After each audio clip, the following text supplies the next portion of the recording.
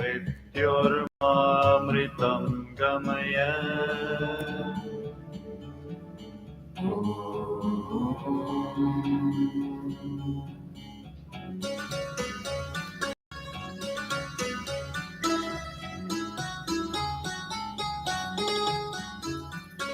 असतो मा सद्गमय तमसो मा ज्योतिर्गमय मृत्योर्मामृतं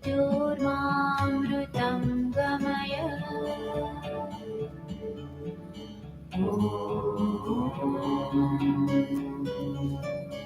असतो मा सद्गमय तमसो मा ज्योतिर्गमय मृत्योर्मामृतं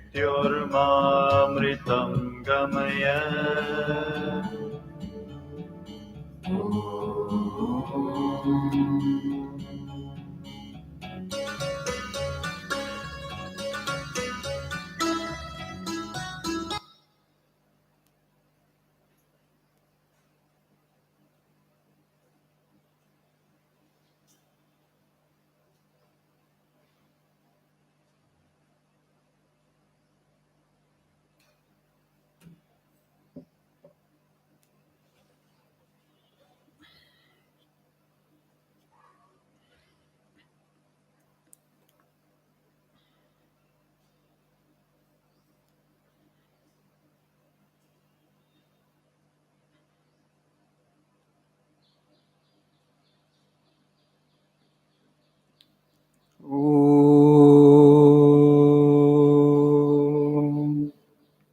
तेजोसि तेजोमयि देहि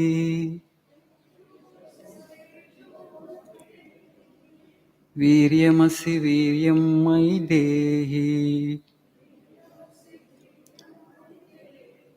बलमसि बलं मयि देहि ओजोऽसि ओजो मयि देहि मन्युरसि मन्युं मयि देहि सहोऽसि सहो मयि देहि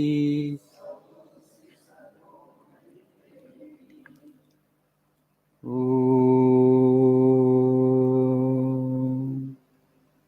असतो मा सद्गमय तमसो मा ज्योतिर्गमय मृत्योर्मामृतङ्गमय ॐ शान्ति शान्ति शान्तिः.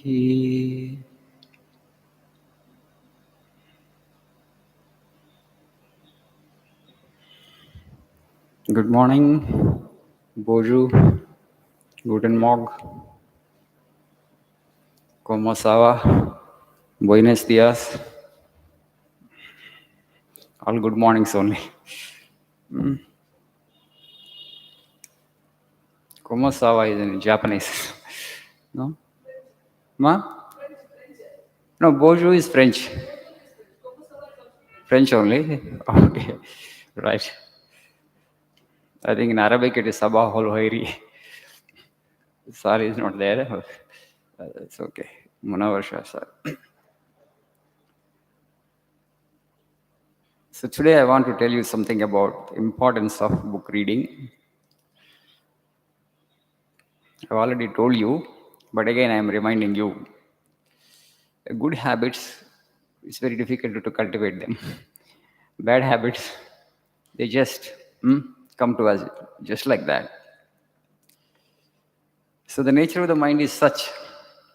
You want to do anything good and noble and soul elevating, it resists. Something which is mean and base, it's something which is low, it gets attracted towards that more.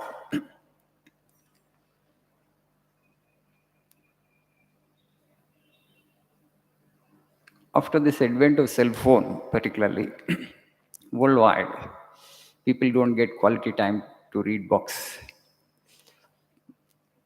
What happens if you don't do that? If you give that up? as if it's not necessary. Just as we take exercise to keep our physical body in a fit condition, mind also needs exercise, brain also needs exercise. If that exercise is not given to the brain, okay, it will become blunt, it will become gross, it gains inertia, jadatvam. Slowly, we won't be aware of it. The mind gains inertia. Because to read a book means to understand, to comprehend, where you have to exercise your mind, right? If you read books, literature of Vivekananda kind of thing, of course you have to exercise your mind a lot.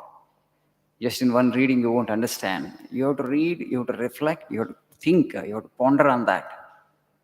Okay, if you want to get the meaning, real meaning of the words.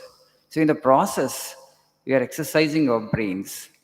That exercise you need to give it, otherwise it becomes blunt.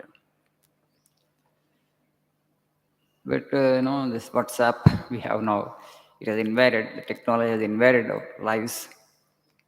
Nobody has that quality time, but we have to make. There is no other option. Is there any substitute for book reading? No. Okay. There had been a substitute, I would have given that, but there is no such substitute. You have to find time. Knowledge can be acquired through other means. You don't have to read books for knowledge, for gaining knowledge. Knowledge can be acquired through experience, through observation, through deep reflection. Because these are also methods to acquire knowledge, not necessary to read books. But if you want to learn a language, there's only one way. You have to read books on that particular language. There's no other substitute for that. So, as I say,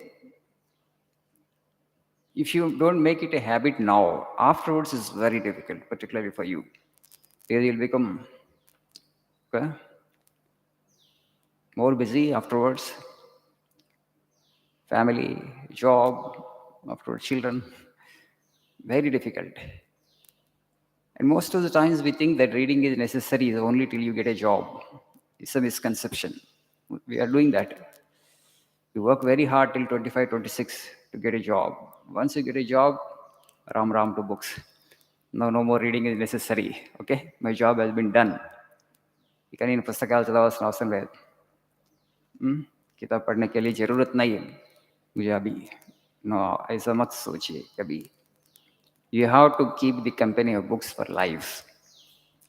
As I say, if you stop reading books, know for sure that your mind is coming down slowly, but you won't be aware of that.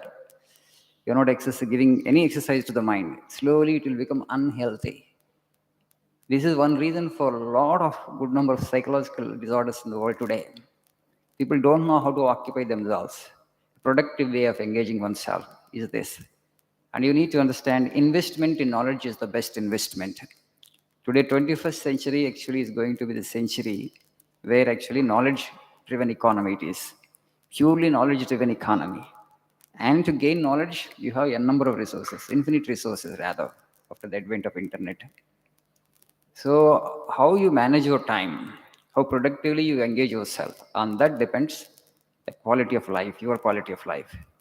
So in book reading, it helps you in so many ways to shape your personality, to acquire language skills, to acquire good communication, and also, above all, it smoothens the angularities and cobwebs and complexes that we tend to develop for a period of time. Okay, today's society is not a simple society. We are only living for neighbors. Nobody is living for himself or herself. What society says that weighs so heavily upon us. పక్కన వాళ్ళు ఏమనుకుంటారు, సమాజం ఏమనుకుంటుంది, all the time. So in the process, naturally, mind tends to form complexes. Already when we come into the world, we come with certain angularities, cobwebs, mental complexes. They will become further strengthened and new complexes will get added. And then we become a kind of eccentric personality. Slowly, we won't be aware of it. The individual who is tending to become eccentric, he or she doesn't understand. The people around actually feel uncomfortable with your behavior. This is where slowly, this is a problematic guy, we say, that's all. We dismiss the individual. But if it goes to the extreme, then people around you are not able to bear you. Then they come to the conclusion that you need to show the individual to a psychiatrist. And that is the time actually when you are certified as a mental patient. Till then, we don't notice actually the sleep is happening slowly. That's why when you start reading books, you will have a different perspective towards life because you have read many minds. Okay, you will have a mature decision because when you have to take a decision, you will actually analyze it from different perspectives. From multiple perspectives, you will be able to analyze because your brain is a well exercised brain. Your brain is a well exercised brain, and you will display a different degree of maturity, and people will understand that. So, even to become leaders of the society, for so many ways, you will become want to leaders of the society, you want to develop communication, you want to develop a language, it will shape your personality, it will help you to build your character, and also above all, it is the best investment for old age. Book reading. Many people in old age they suffer terribly, not that they have no food, not that they have no clothing or other basic necessities of life. How to occupy myself?